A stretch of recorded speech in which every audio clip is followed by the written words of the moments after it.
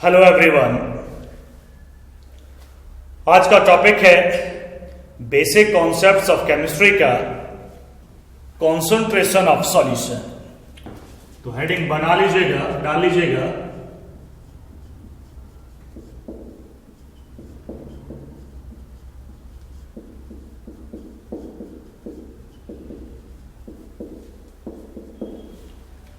Concentration of solution. Start करने से पहले हम आपको ये बता दें कि ये जो टॉपिक आप अभी 11th में पढ़ रहे हैं, basic concepts of chemistry unit 1 में, यही टॉपिक यही टॉपिक आप 12th में भी फिर से स्टडी करेंगे। यूनिट है वहां सॉल्यूशंस, तो जब सॉल्यूशंस पढ़ रहे होंगे तो उनकी कॉन्सेंट्रेशन भी वहां आएगी। मतलब ये पूरा इक्वल टॉपिक आपके 12th में भी आपको दिखाई देगा। तो यहीं से तैयारी करिए ताकि वो बहुत इजी आता ही हो। तो कॉन्सेंट्रेशन बताने से पहले हम आपको थोड़ा सॉल्यूशन समझा देते हैं। सॉल्यूशन का मतलब होता है होमोजीनियस मिक्सचर। होमोजीनियस मिक्सचर मतलब यूनिफॉर्म, एक जैसा। मान लो आपने एक मिक्सचर तैयार किया, 2, 3, 4 कितने भी कंपोनेंट्स आप मिला दिए आपने, 2 या 2 से ज्यादा, और आपने एक जगह से उसे उठाया, फिर दूसरी जगह से, फिर थर्ड, फिर अलग अलग पोजीशन से उस मिक्सचर को उठाया और देखा कि हर जगह कंपोजिशन एक जैसी है। इसका मतलब वो यूनिफॉर्म है, वो एक जैसा है। तो वो मिक्सचर जो कि हर तरफ से, हर डायरेक्शन से एक जैसा है, उसकी कंपोजिशन हर जगह से इक्वल है, तो आप उसे बोलेंगे ये होमोजेनियस मिक्सचर है। और होमोजेनियस मिक्सचर का ही दूसरा नाम सॉल्यूशन है, समझ लेना।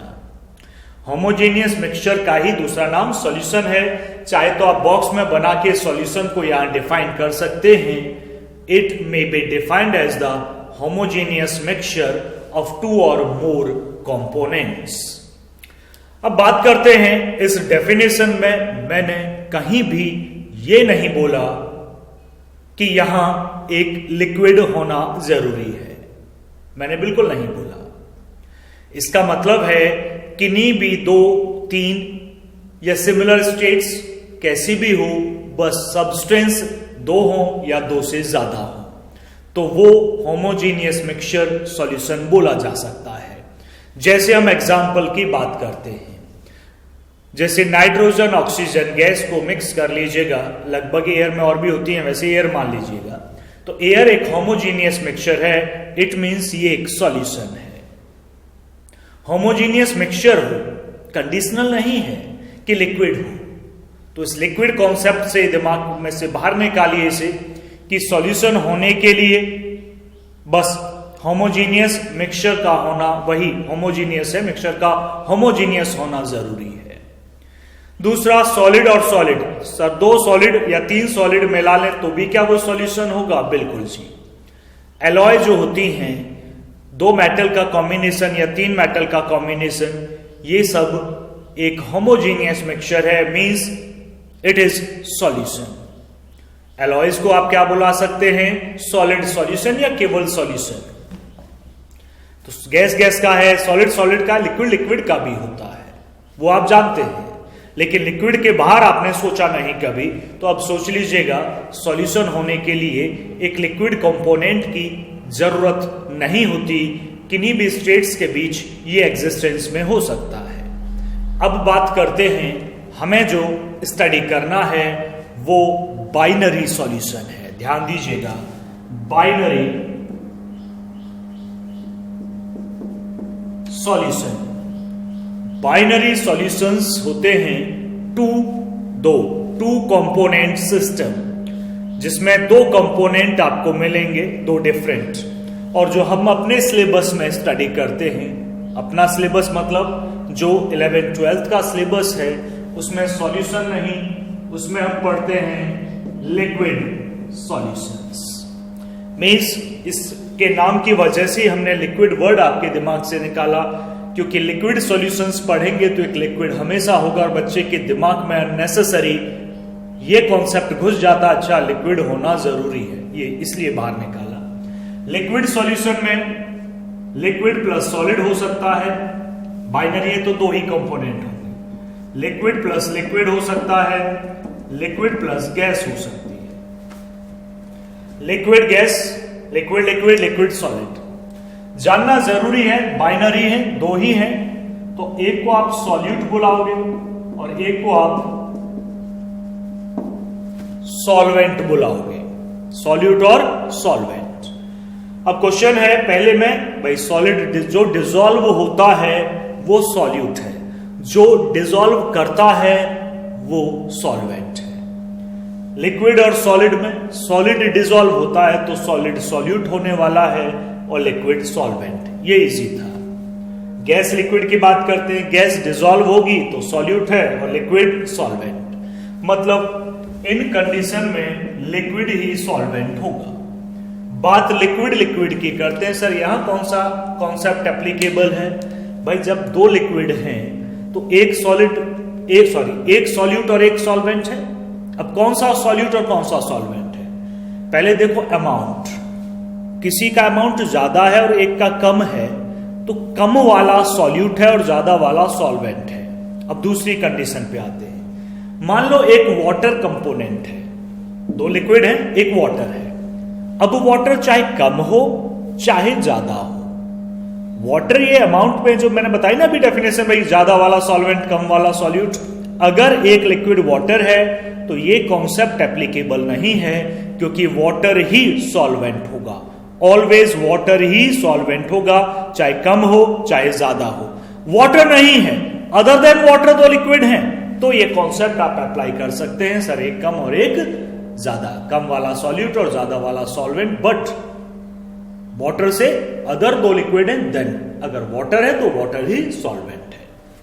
तो सॉल्यूशन हमने बताया वो इसलिए क्योंकि हमें पहचान यहां करवानी है सॉल्यूट कौन और सॉल्वेंट कौन, इसकी जरूरत हमें पड़ती है। ठीक है जी, तो ये नोट कर लीजिएगा अपनी लैंग्वेज में। कॉन्सेंट्रेशन अभी टर्म आया नहीं है, उसे हम एक्सप्लेन करेंगे, तो मैं इसे हटाता हूं और कॉन्सेंट्रेशन टॉपिक पर आता हूं। अब आप पहचान पाएंगे सॉल्यूट कौन है और सॉल्वेंट कौन है।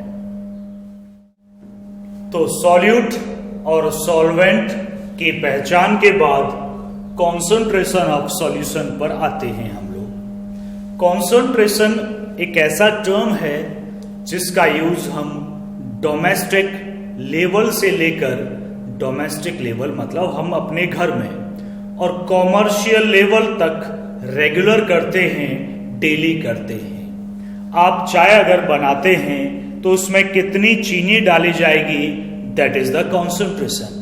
आप सब्जी या दाल बना रहे हैं घर पे, उसमें कितना कॉमन सॉल्ट डाला जाएगा, दैट इज द कॉन्सेंट्रेशन। आप कोल्ड ड्रिंक पीते हैं, उसमें कितनी शुगर और कितनी प्रेशर पर गैस फिल की गई है और कितनी गैस फिल की गई है, दैट इज द कॉन्सेंट्रेशन। आप मेडिसिन लेते हैं, वो भी कॉन्सेंट्रेशन के हिसाब से बनाई जाती है।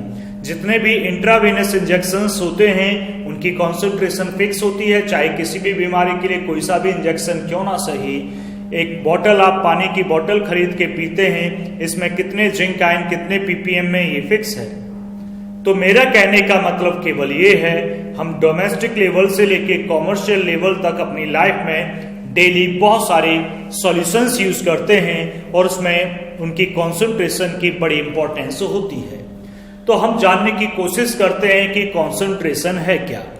कॉन्सेंट्रेशन का मतलब होता है amount of solute in solution. Define कर लीजिएगा, concentration of solution may be defined as the amount of solute, may be defined as the amount of solute in solution.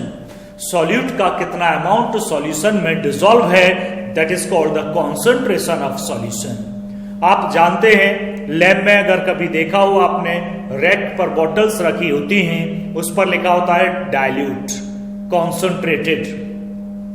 मान लो कॉन्सेंट्रेटेड HCl लिखा है और डाइल्यूट HCl लिखा है, तो dilute HCl में सॉल्वेंट मतलब वाटर का अमाउंट ज्यादा है और HCl का अमाउंट कम है। कॉन्सेंट्रेटेड में HCl का अमाउंट थोड़ा ज्यादा हो गया और वाटर का अमाउंट थोड़ा कम हो गया।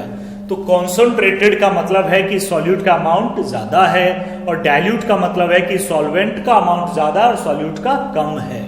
हमें किसी को डाइल्यूट करना है तो हम उसमें सॉल्वेंट मिलाते हैं। जनरली बहुत सारे सॉल्यूशन वाटर वाले सॉल्वेंट के होते हैं, तो हम उसमें पानी मिला देते हैं। पानी मिला मतलब सॉल्वेंट हमने मिला दिया, तो उसकी कॉन्सेंट्रेशन कम हो जाएगी, मतलब वो सॉल्यूशन डाइल्यूट हो जाएगा, ऐसा हम बुलाते हैं लैब की लैंग्वेज में। तो कॉन्सेंट्रेशन की डेफिनेशन आपने लिख ली है। अब समझिएगा,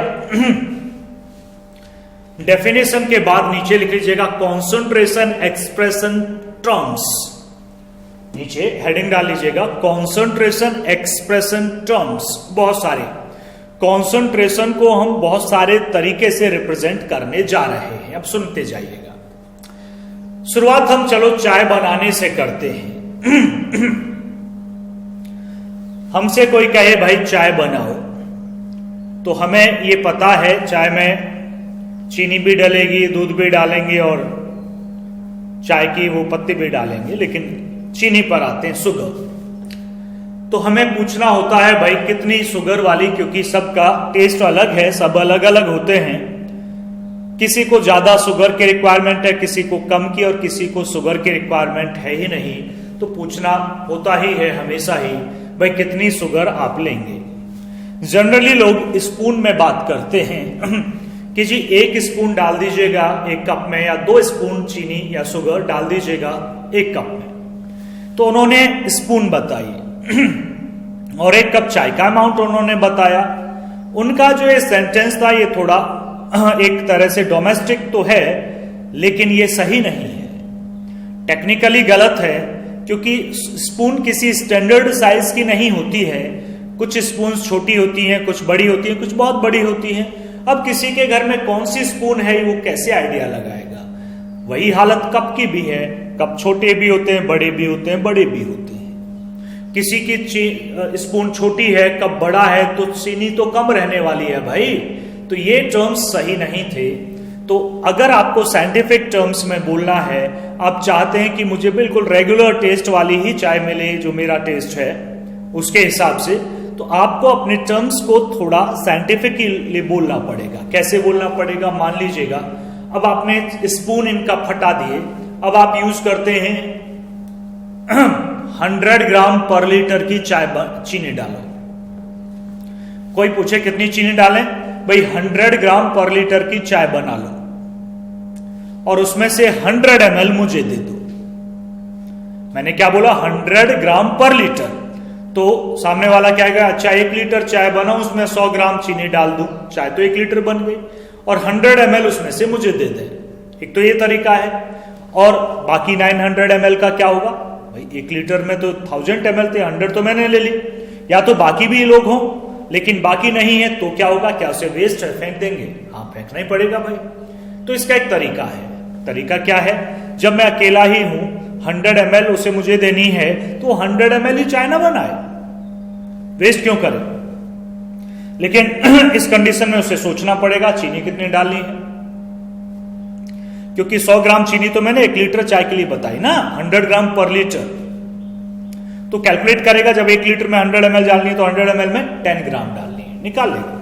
तो 10 ग्राम डालेगा तो शुगर बनाएगा। अब देखो मैं कहीं भी जाऊं, स्पून छोटी बड़ी कैसी भी हो, कप छोटा बड़ा कैसा भी हो, कोई फर्क नहीं पड़ता, हमेशा मुझे शुगर बिल्कुल परफेक्ट मिलेगी, 100 ml में 10 ग्राम मिलेगी। सिंपली बेस्ट तरीका है। अब मैंने साइंटिफिक टर्म का यूज किया, ठीक, लेकिन कितना आसान था, ग्राम पर लीटर मैंने बता दिया। ये कॉन्सेंट्रेशन को एक्सप्रेस करने का पहला टर्म है। आपने हेडिंग इसके नीचे क्या डाली है, कॉन्सेंट्रेशन एक्सप्रेशन टर्म्स डालिए जी, मैं टर्म्स पढ़ाऊंगा। तो पहला जो है वो है ग्राम पर लीटर, लेकिन इसे ग्राम पर लीटर बोलेंगे तो बड़ा इजी सा लगेगा, और केमिस्ट्री में है तो इजी होना नहीं चाहिए। साइंटिफिक लैंग्वेज ही अलग बदल देते हैं, थोड़े इजी टर्म्स होंगे तो सब समझ जाएंगे, तो मजा आएगा नहीं कि अपने केमिस्ट्री पढ़ी। तो इसे जबरदस्ती डिफिकल्ट बना दिया। ग्राम पर लीटर में जब हम मेजर करते हैं कॉन्सेंट्रेशन को, तो उसे बुलाते हैं स्ट्रेंथ। क्या बुलाते हैं, स्ट्रेंथ, स्ट्रेंथ ऑफ सॉल्यूशन। कोई हमसे पूछे भाई इस सॉल्यूशन की स्ट्रेंथ क्या है, आदमी डर जाएगा, स्ट्रेंथ क्या होती है भाई, सॉल्यूशन भी किसी से लड़ेगा, स्ट्रेंथ है इसकी भी। तो वो पूछे अच्छा इसमें सॉल्यूट कितने ग्राम पर लीटर में डाला गया है, तो हमें पता है, अच्छा ये तो बड़ा आसान क्वेश्चन है। वही पूछ रहा है वो, लैंग्वेज बदल दी है, स्ट्रेंथ पूछ रहा है। तो ऐसे ही नाम से थोड़े से प्रॉब्लमेटिक होते हैं, लेकिन टर्म्स बड़े इजी हैं। कॉन्सेंट्रेशन एक्सप्रेस इन टर्म्स को मैं स्टार्ट कर रहा हूं, ध्यान से देखिएगा। Concentration express in term, heading डालें ऊपर, उसका पहला पॉइंट,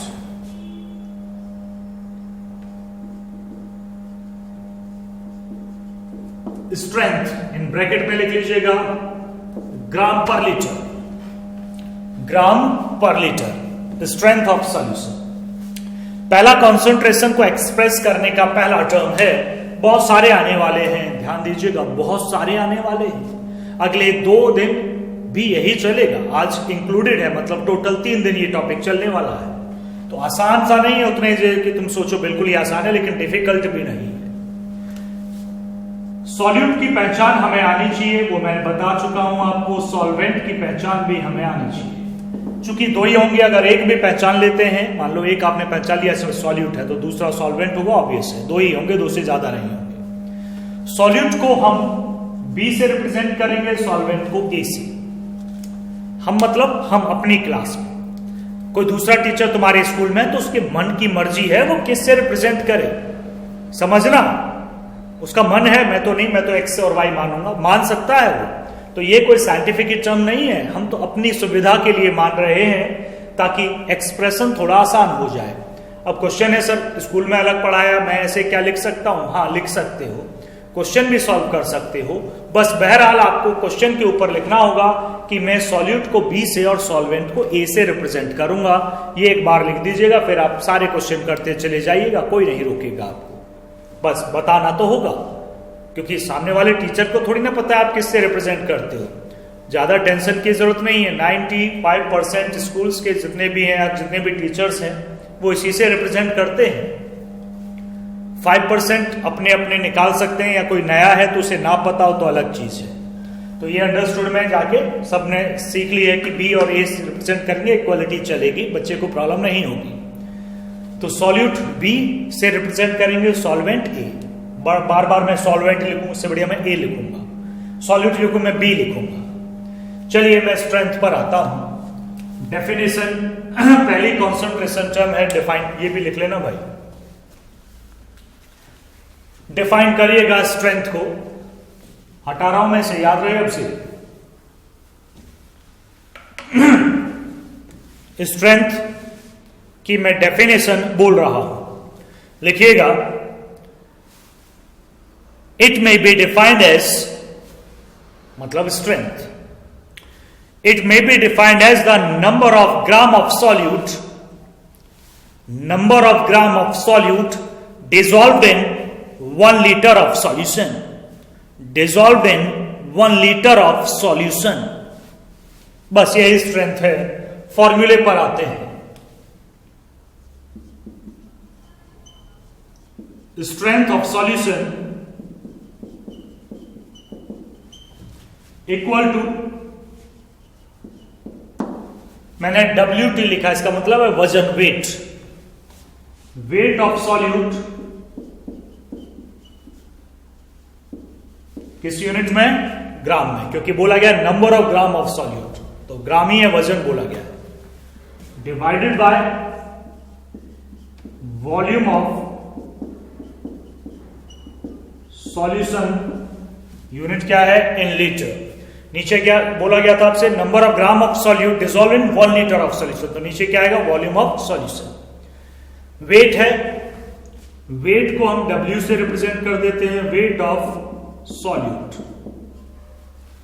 सॉल्यूट को देखो, वेट W, सॉल्यूट B, मतलब B का वेट, B क्या है? सॉल्यूट का वेट, तो इसका हमने सिंबल ले लिया WB। वॉल्यूम ऑफ सॉल्यूशन है, सॉल्यूट नहीं है, सॉल्वेंट नहीं है, तो V, A भी नहीं लिखेंगे अब आप, तो शॉर्टकट में बन जाता है ये फॉर्मूला WB अपॉन V, ये इन ग्राम और ये इन लीटर। तो स्ट्रेंथ को आप ऐसे भी लिख सकते हैं।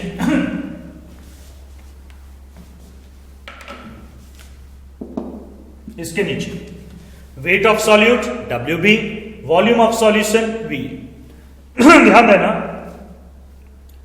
V ए भी नहीं लिखा मैंने सामने क्योंकि ये सॉल्वेंट नहीं है, ये सॉल्यूट भी नहीं है, तो दोनों का मिक्सचर है सॉल्यूशन। और सॉल्यूशन के लिए तो हमने कुछ नहीं माना, तो वी लिखेंगे केवल। ये थे स्ट्रेंथ। इसी तरह के अब दूसरे टर्म पर हम बढ़ते हैं आगे। लेट्स लिखिएगा सेकेंड, हटा देता हूं इसको।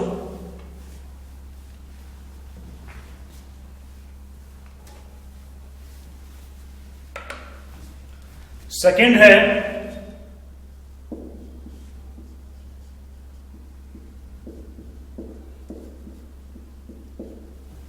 मास परसेंट।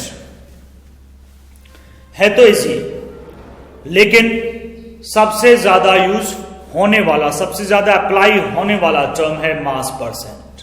इसे वेट परसेंट भी बुलाते हैं और इसे W/W परसेंट भी बुला लेते हैं। ये बोले वेट परसेंट बोले, एक ही बात है।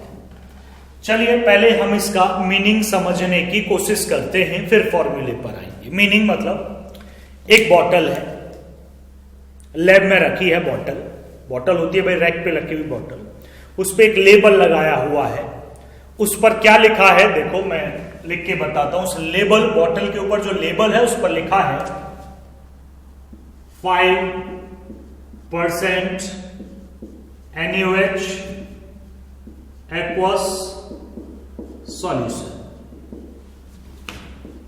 by mass। ये उसके ऊपर लिखा हुआ है। NaOH का वो सॉल्यूशन है एक्वस के साथ, 5% सॉल्यूशन है और बाय मास भी लिखा है। तो इसका मीनिंग क्या है? इसका मीनिंग आपको समझना होगा। इस सेंटेंस को अगर आप मीनिंग में लिख पाते हैं तो आपको कई सारी इंफॉर्मेशन मिल जाती है। वो कैसे? बाय मास के हिसाब से है, 5% है तो आप ग्राम में ले भी सकते हैं, किलोग्राम में ले सकते हैं। 5 किलो ये तो बहुत ज्यादा वजन हो जाएगा, तो हम लैब में ग्राम में काम करते हैं, किलोग्राम में नहीं करते, तो ग्राम लीजिएगा। 5 ग्राम NaOH dissolved in या प्रेजेंट इन, परसेंट है तो 100 gram of solution, 100 gram of solution. इसका मीनिंग ये है, मतलब WT वेट ऑफ सॉल्यूट, दूसरा wait of solvent, wait of solution. इस सेंटेंस से, मतलब इस परसेंटेज से ये सेंटेंस बना लिया मीनिंग, और इस मीनिंग से ये तीनों चीजें हम निकाल सकते हैं। क्या क्या चीजें हैं जी? ये वेट ऑफ सॉल्यूट, सॉल्यूट को B से रिप्रेजेंट करते थे, तो इसका रिप्रेजेंटेशन होगा W for weight and B for solute, and this one weight W solvent A, that's the weight of solution. W लिख सकते हैं, A भी नहीं लिख सकते क्योंकि ये सॉल्यूशन है टोटल। चलिए है कितना वो ढूंढने की कोशिश करते हैं, तो रिप्रेजेंटेशन की बात हो गई। वेट ऑफ सॉल्यूट, इसमें सॉल्यूट कौन और सॉल्वेंट कौन? NaOH और एक्वस का मतलब होता है वाटर। वाटर और NaOH है तो वाटर लिक्विड है, वाटर सॉल्वेंट है, और NaOH सॉल्यूट है। चूंकि NaOH सॉल्यूट है तो उसका वजन कितना है? 5 ग्राम। तो WB means weight of solute equal to 5 gram. और आगे देखें, dissolve in 100 gram of solution, solution का वजन कितना है? 100 ग्राम। ये तो लिखा है 100 ग्राम ऑफ सॉल्यूशन। अब क्वेश्चन उठता है सॉल्वेंट का कितना है सर? अरे ये दोनों जोड़कर ये आना चाहिए, इन दोनों को जोड़कर ये आना चाहिए, तो ये कितना होना चाहिए भाई, ताकि इन दोनों को जोड़कर ये आ सके। तो इसमें से माइनस कर लो, कितना बचा? अब देख लो, solute plus solvent equal to solution. तो वेट ऑफ सॉल्वेंट कितना है? 95 ग्राम। हमें ये इंफॉर्मेशन केवल इस परसेंटेज से मिल गई। तो जब भी परसेंटेज आ जाए तो उसका ये मीनिंग लिखिएगा और फिर ये कंक्लूजन उससे निकालिएगा, ये जरूरी होगा। और यही इस मास परसेंट का मेनली यूज है किसी क्वेश्चन में मास परसेंटेज आपसे निकालने के लिए पूछें तो बहुत आसान है, और आसान क्वेश्चन आप भूल जाइए कि सिंपल, इतने सिंपल क्वेश्चन भी कोई आपसे पूछेगा। तो चलिए इसे नोट कर लीजिएगा। फिर हम फॉर्मूला भी देंगे, ऐसा नहीं कि फॉर्मूला नहीं देंगे। आ ही जाए, मान लो कोई स्कूल बिल्कुल इसी पेपर बनाने पर ही तुल जाए कि नहीं मैं तो बहुत इजी बनाऊंगा, लॉकडाउन है, बच्चे सही से पढ़े नहीं, या जितना मैंने पढ़ा है उतने ही पढ़े, उन्हें थोड़ी पता कहां कहां कैसे पढ़ रहे हो आप, तो वो बड़ा इजी बनाए तो मास परसेंट दिया जा सकता है। तो इसलिए फॉर्मूला हम बता के चलते हैं, कोई रिस्क नहीं लेते सब कुछ करके। तो नोट इसे कर लीजिएगा, मैं रफ कर देता हूं।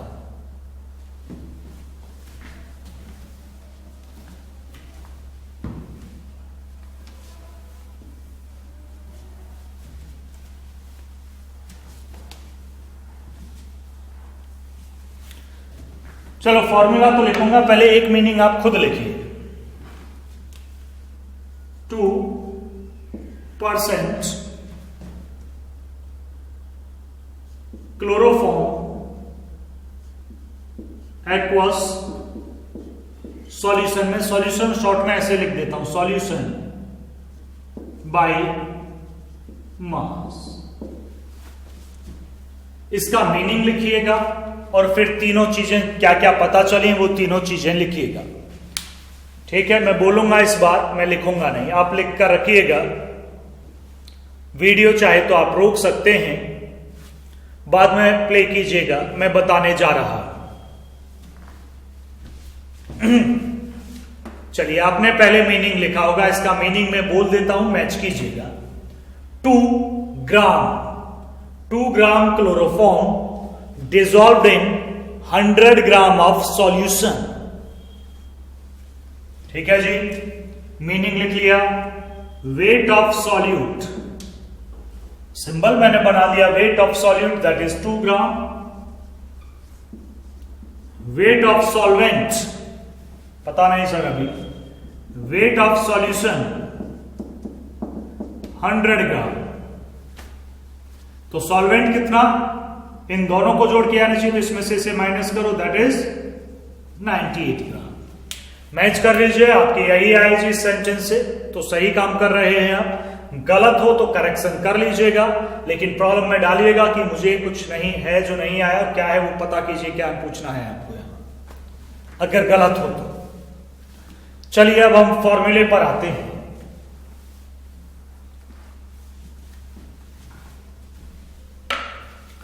Formula mass percent of solute equal to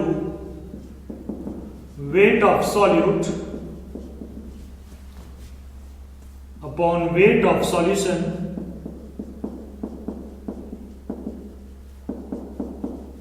into 100। Simple था, जिसकी परसेंटेज निकाली उसका वजन नीचे टोटल वजन इनटू 100, यही नॉर्मल फॉर्मूला होता है। ये सेकंड पार्ट था, मास परसेंट ओवर हुआ। अब हम थर्ड एक्सप्रेशन पर आ रहे हैं। Third one,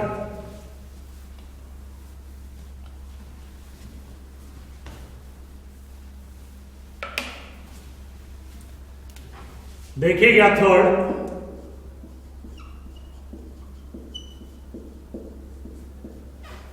volume percent, V by V percent by volume percent, ऐसे बुला लेते हैं। मीनिंग पर आएंगे, पहले जैसे उसमें काम किया, 10% ethanol aqueous solution by volume, मैंने VOL लिखा, बाई वॉल्यूम। इथेनॉल एक्वस ये बड़ा फेमस सॉल्यूशन है, मार्केट इस वक्त फुल है, लॉकडाउन चल रहा है, लेकिन इस सॉल्यूशन को खरीदने के लिए लोगों की भीड़ लगी पड़ी है। अरे समझ गए ना, इथेनॉल अल्कोहल है, और अल्कोहलिक की जो शॉप है इस वक्त वो फुल होती हैं। लॉकडाउन कर्फ्यू की सुनने आदमी लाइन लगा के खड़े हो जाते हैं, देखे होंगे टीवी में आते रहते हैं।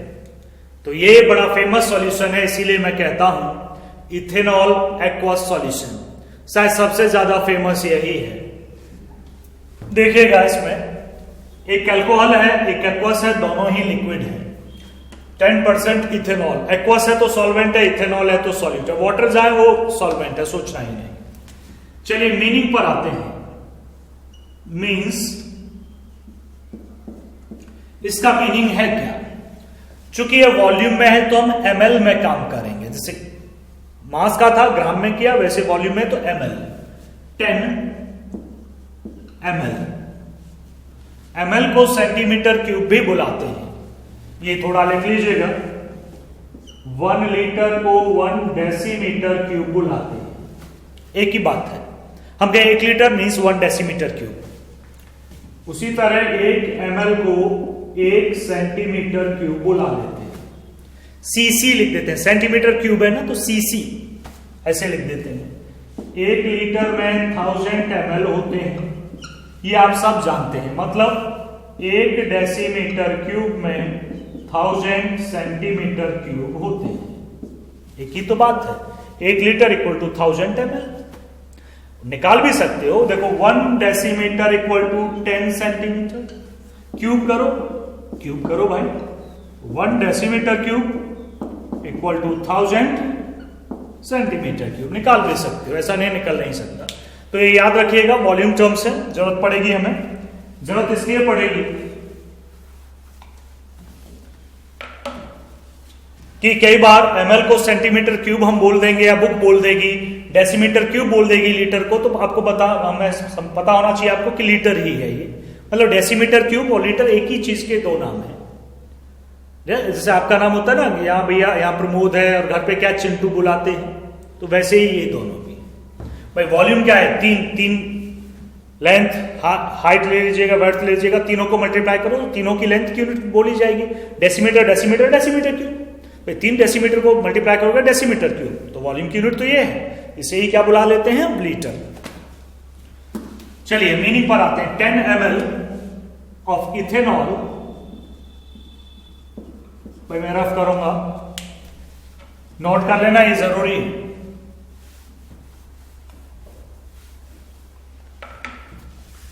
ml of ethanol dissolved in, मैंने dissolved नहीं लिखा, आप लिख लें, dissolved in 100 ml of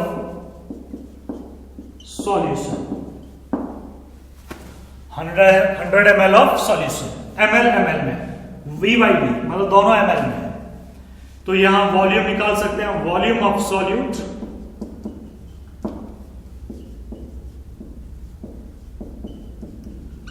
volume of solvent, volume of solution. Symbol और देख लें, V for volume, solid for B। V solvent A, और कुछ नहीं है तो केवल सॉल्यूशन है, E भी नहीं आएगा, volume. Volume of solute, solute ethanol था, that is 10 ml। Volume of solution ये गिवन है, 100 ml of solution means 100 ml। And what should be the volume of solvent? 100 minus 10, that is 90 ml। Clear जी? इस sentence से जो लिखा था bottle के ऊपर, इससे हमें इतनी सारी इंफॉर्मेशन अभी मिल गई। फॉर्मूला वॉल्यूम परसेंट का वही है जो वेट परसेंट का था, मतलब मास परसेंट का था। वहां क्या लिखा आपने? वहां लिखा था mass percent of solute equal to वजन सॉल्यूट का, नीचे टोटल वजन सॉल्यूशन का इंटू 100। ये वॉल्यूम परसेंट है, मैं बोल रहा हूं, लिखें आप। इसे लिखने के बाद पहले इसे लिख लो। चलो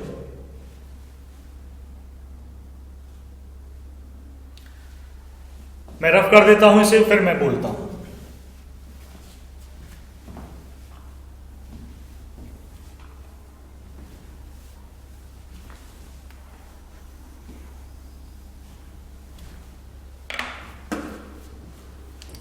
नेक्स्ट, वॉल्यूम परसेंट का formula, volume percent of solute, volume of solute, volume of solution into 100। ये सॉल्यूशन है भाई, नीचे हो गया जी formula. Third point cover, fourth concentration terms पर आते हैं, फोर्थ कॉन्सेंट्रेशन टर्म पर आते हैं, and that is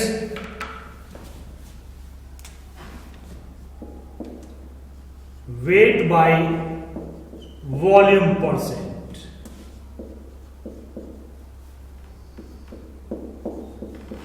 WBD, weight by volume percent, ये भी काफी एग्जिस्टेंस में है।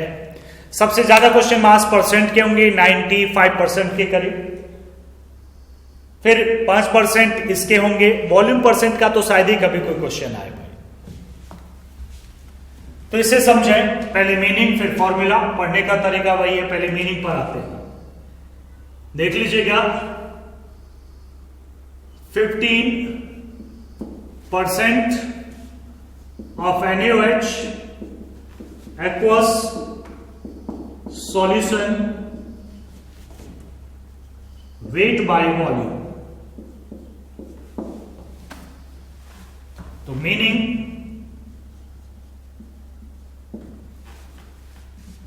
वेट भी है वॉल्यूम भी है। तो पहले 15 जो है वो वेट है, 15 ग्राम NaOH डिजॉल्व इन, जो दूसरा टर्म है सॉल्यूशन का वो वॉल्यूम है, डिजॉल्व इन 100%, किसमें 100 ml of solution. Wait by volume fix है, पहला वेट दूसरा वॉल्यूम। तो इससे क्या पता चला, wait of solute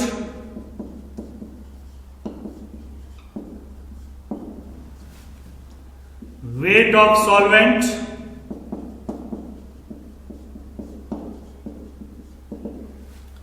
volume of solution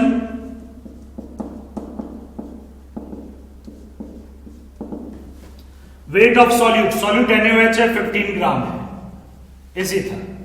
volume of solution given है 100 ml है, ये नहीं गिवन है। आप ml में से ग्राम माइनस नहीं कर सकते, मतलब यहां सॉल्वेंट अननोन है, हमको नहीं पता, माइनस हम कर नहीं सकते, तो सॉल्वेंट यहां इससे नहीं निकलेगा। कुछ और तरीका क्वेश्चन में गिवन हो सकता है, लाइक डेंसिटी। ठीक है जी, अदरवाइज इस सेंटेंस से दो ही चीज हमें पता चली। नोट कर लीजिएगा। आगे फॉर्मूले पर आते हैं, बिल्कुल उसी तरह फॉर्मूला भी होगा, हटा रहे हैं।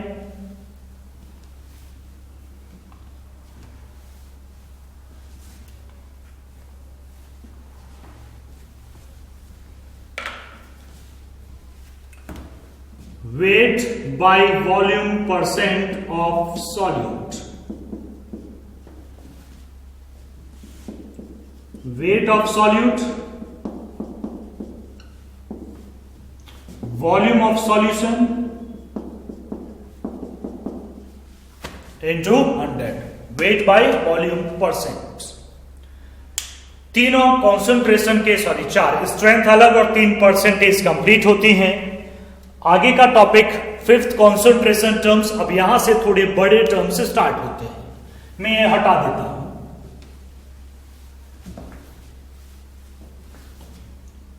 नेक्स्ट है फिफ्थ,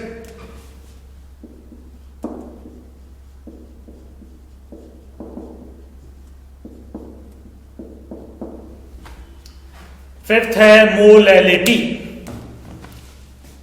मोलैलिटी और रिप्रेजेंट करते हैं इसको small m, represented by small m, molality.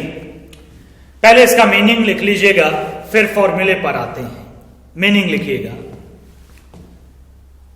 It is मतलब molality. It is defined as the number of moles of solute. It is defined as the number of moles of solute dissolved in 1 kilogram kg, dissolved in 1 kg of solvent, 1 kg kilogram of solvent. अब ये जो definition लिखी है, इसे formula बनाने की कोशिश करते हैं। Molality means small m equal to, ऊपर मैंने बोला moles of solute divided by weight of solvent. ये तो बोला it is defined as the number of moles of solute dissolved in 1 kg. तो वेट है सॉल्वेंट का किलोग्राम में. 1 kg ऑफ सॉल्वेंट ही है. अब दो चीजों पर गौर कर लेते हैं. मोल्स को रिप्रेजेंट किया जाता है स्मॉल n. ये n सॉल्यूट का है तो Nb. वेट W, सॉल्वेंट है तो E. दोनों का रिप्रेजेंटेशन तो हमारे पास है. हम यहां शॉर्ट में लिख देते हैं. Small m means the molality equal to Nb upon WA in kg. तो क्वेश्चन है सर मोलैलिटी की यूनिट क्या हुई? मोलैलिटी की यूनिट हुई मोल्स ऊपर है, नीचे किलोग्राम है तो moles per kg. That's a unit of molality. क्या यूनिट की बाद में बात कर लेंगे या नोट कर लीजिएगा. पहले इसे थोड़ा सिंप्लीफाई करते हैं क्योंकि मोल यहां पर है. Mole Nb, moles of solute, this one. Moles कैसे निकलते हैं? Weight upon molar mass. Weight upon given weight upon molar mass. चूंकि सॉल्यूट का है तो आएगा weight of solute molar mass of solute. Moles को किस weight of solute WB, weight W solute B. Molar mass का अभी तक कोई सिंबल नहीं है, हम दे देते हैं कैपिटल M और B. Molar mass of solute Nb. तो Nb का मतलब पता चल गया, यहां पुट कर देते हैं. Nb के प्लेस पर ये दोनों वैल्यूज यहां. तो देखें स्मॉल m किस में बदलेगा? दिस वन इक्वल टू इसकी वैल्यू WB अपॉन नीचे थोड़ा सिंप्लीफाई करते हैं.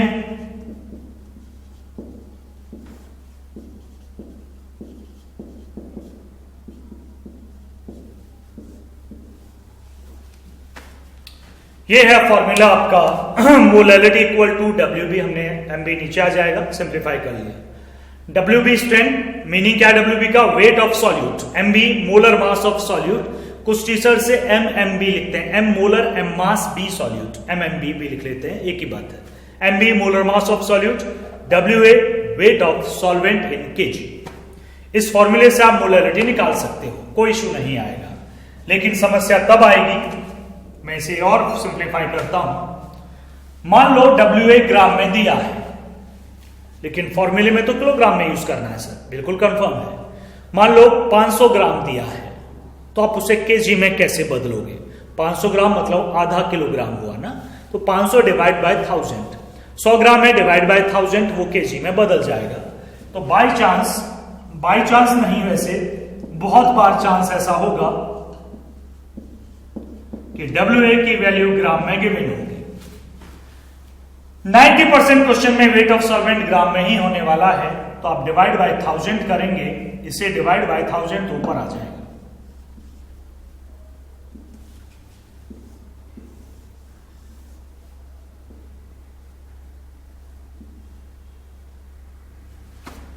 यानी कि अगर WA kg में है तो ऊपर 1000 नहीं करना है, अगर ग्राम में है तो ऊपर 1000 कर दीजिएगा, वो ऑटोमेटिक kg में बदल जाएगा, आपको देखने की जरूरत नहीं है. दूसरा फॉर्मूला तो आप ये यूज करेंगे, कोई इशू इसमें है नहीं. मीनिंग आपको क्लियर है.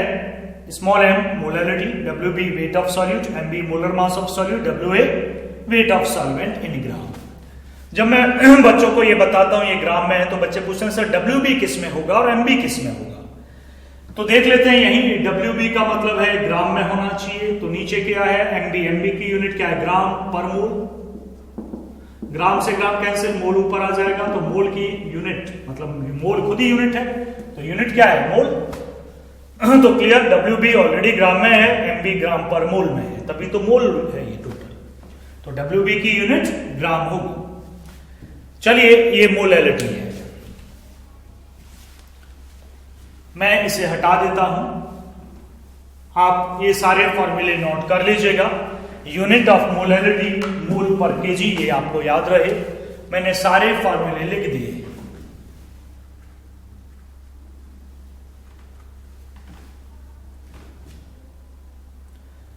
रफ करें उससे पहले आप नोट कर लीजिएगा।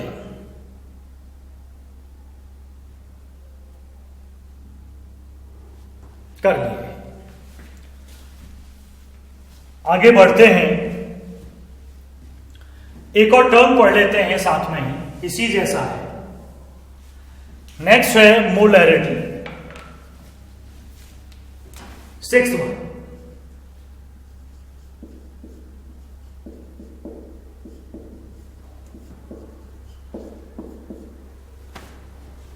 मोलैरिटी, वो था मोलैलिटी, एल था या आर है, मोलैरिटी कैपिटल M है इसका सिंबल, उसका स्मॉल m था। चलिए ये हटाते हैं तो अब जरूरत नहीं है। मोलैरिटी, नेक्स्ट हेडिंग डालिए। ये 6th पॉइंट है, 6th कॉन्सेंट्रेशन टर्म लिखिएगा। पहले डेफिनेशन की बात हो। It is defined as the, मैं बोल रहा हूं मेरे साथ लिखें, it is defined as the number of moles of solute, number of moles of solute in 1 liter of solution, 1 liter of solution। देखिएगा, फॉर्मूला बनाते हैं। मोलैलिटी और मोलैरिटी में डिफरेंस क्या है? नंबर ऑफ मोल्स वहां भी थे, यहां भी है, वो तो सिमिलर है सॉल्यूट के।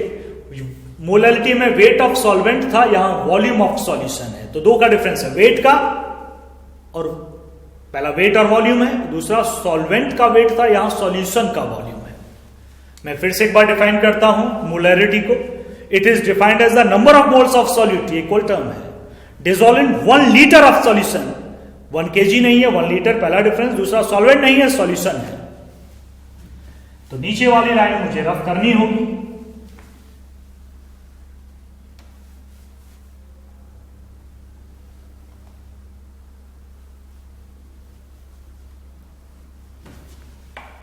देखिएगा, कैपिटल M मतलब molarity equal two moles of solute, ये तो वही टर्म है, चेंज हुआ नहीं।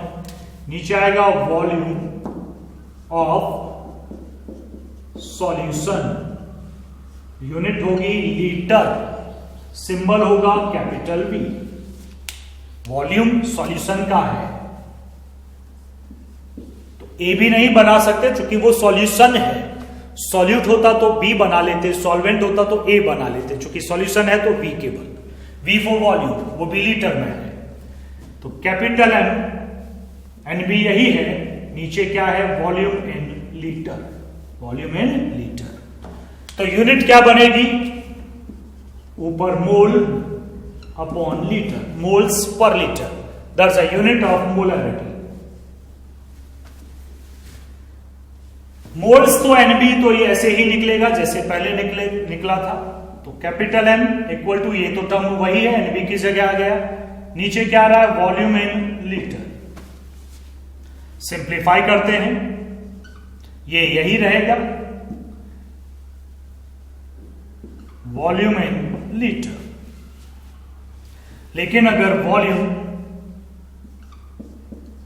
ml में दिया है तो ऊपर 1000। ठीक है जी। अब ये क्या है? That is molarity. तो लगभग दोनों के फॉर्मूले सिमिलर हैं, लगभग। WB means wait of solute, MB means molar mass of solute, V अकेला है वॉल्यूम ऑफ सॉल्यूशन। ml में है तो ऊपर 1000, लीटर में है तो ऊपर 1000 नहीं होगा। ml में है तो ऊपर 1000 है, वो ऑटोमेटिक लीटर में बदल जाएगा, आपको बदलने की नीड नहीं है। That is the 6th term, molarity. Molarity को थोड़ा आगे बढ़ाते हैं, उतने आसान नहीं है ये चीजें। मोलैरिटी एक बहुत बड़ा टर्म है, तो मैं इसे हटाता हूं और मोलैरिटी को थोड़ा और आगे बढ़ाता हूं। 6 पॉइंट ही चलेगा, 7th आज नहीं होगा, वो नेक्स्ट क्लासेस में देखेंगे।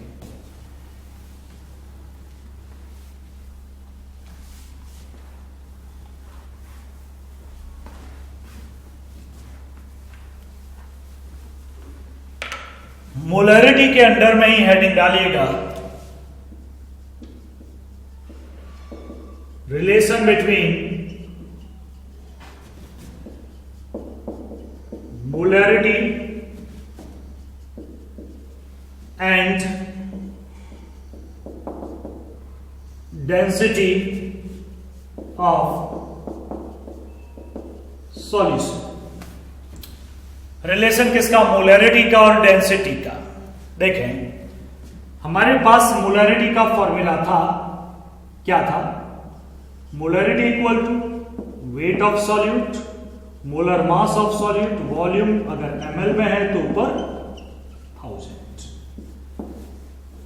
ये था। आप इसे इक्वेशन फर्स्ट मान सकते हैं या जो भी मानना चाहें। अब देखिएगा डेंसिटी क्या होती है। D for density, small d से हम रिप्रेजेंट करें डेंसिटी। डेंसिटी होती है मास अपॉन वॉल्यूम। चूंकि डेंसिटी ऑफ सॉल्यूशन है तो मास भी किसका होगा? सॉल्यूशन का, और वॉल्यूम भी किसका होगा? सॉल्यूशन का। अगर ये ग्राम में है और ये ml में है तो डेंसिटी की यूनिट होगी ग्राम पर ml, ग्राम ऊपर ml नीचे। ठीक है जी। वॉल्यूम ऑफ सॉल्यूशन को कैपिटल V से रिप्रेजेंट किया गया है here, that's the volume of solution in ml, equal है। तो मैं इसे इधर ले लेता हूं, डेंसिटी को इधर, तो वॉल्यूम ऑफ सॉल्यूशन को मैं V से रिप्रेजेंट करूंगा। V की यूनिट क्या है? ml है, इक्वल टू ये एज इट इज रहा, यूनिट क्या है जी? ग्राम, अपॉन में क्या आएगा? डेंसिटी, यूनिट क्या है? ग्राम पर ml। अब इस V की वैल्यू को हम यहां पुट करते हैं। मैंने तो एरो लगाया, आप सेंटेंस लिखेंगे put the value of volume in the equation first, इसीलिए मैंने उसे नंबर नाम दिया इक्वेशन फर्स्ट। देखिए क्या आता है, molarity equal to WB 1000 divided by MB। There is no change, still अभी तक कोई चेंज नहीं हुआ। अब वॉल्यूम पुट कर रहे हैं, आप V की वैल्यू रख रहे हैं। V क्या है? ये है mass of solution divided by density, क्योंकि मैं डिवाइड नीचे लिखूंगा तो ऊपर आ जाएगी डेंसिटी, तो नीचे क्यों लिखूं? यहीं लिख देता हूं सीधा। डेंसिटी की यूनिट क्या होनी चाहिए? ग्राम पर ml, और मास ऑफ सॉल्यूशन की यूनिट ग्राम।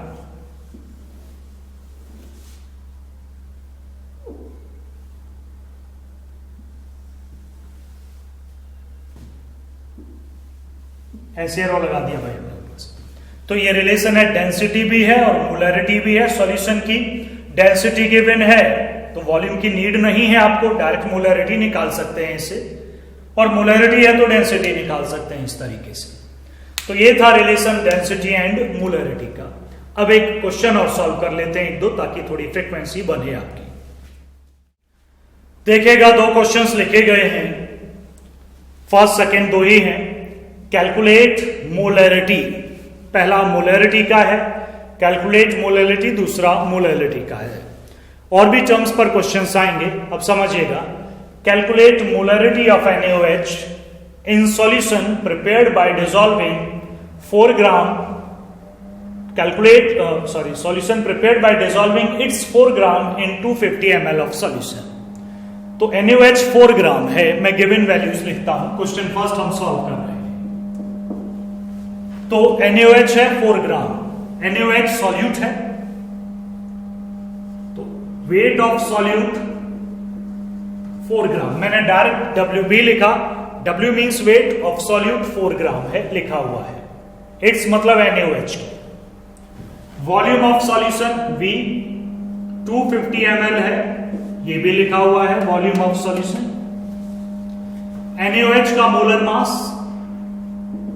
Na OH है, Na का 23, ऑक्सीजन 16, हाइड्रोजन 1, टोटल आया 40 ग्राम पर मोल। मोलर मास NaOH का आ गया 40 ग्राम पर मोल। मुझे फाइंड क्या करना है, मोलैरिटी कैपिटल है।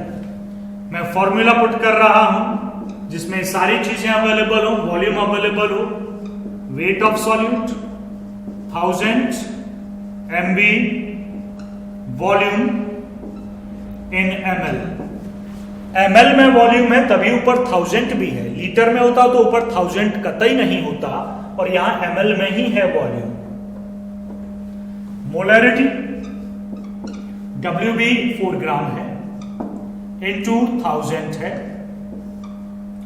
MB 40 है, और वॉल्यूम 250 है। 250,000 4 टाइम्स गया 10, तो ये आया 0.4 कैपिटल एम। देखो मोलैरिटी निकालिए, 0.4 कैपिटल एम आप लिख सकते हो। आप कहो सर ये तो सिंबल ही है, हाँ सिंबल ही लिख सकते हो। आप कहो कि यूनिट लिखनी है तो यूनिट भी लिख सकते हो, दैट इज मोल पर लीटर, दैट इज मोल पर लीटर। ये पहला क्वेश्चन था, नोट कीजिएगा, मैं रफ करूंगा, दूसरा करूंगा, देखिएगा सेकंड। हटाते हैं इसको,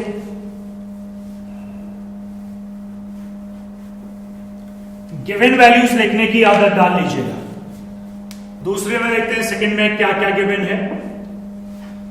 calculate molality, molality small m निकालनी है, क्वेश्चन मार्क। यहां तो बस 10% NaOH एक्वस सॉल्यूशन ही गिवन है, तो उसका मतलब लिखना होगा 10% NaOH एक्वस सॉल्यूशन किसके हिसाब से है, बाय मास।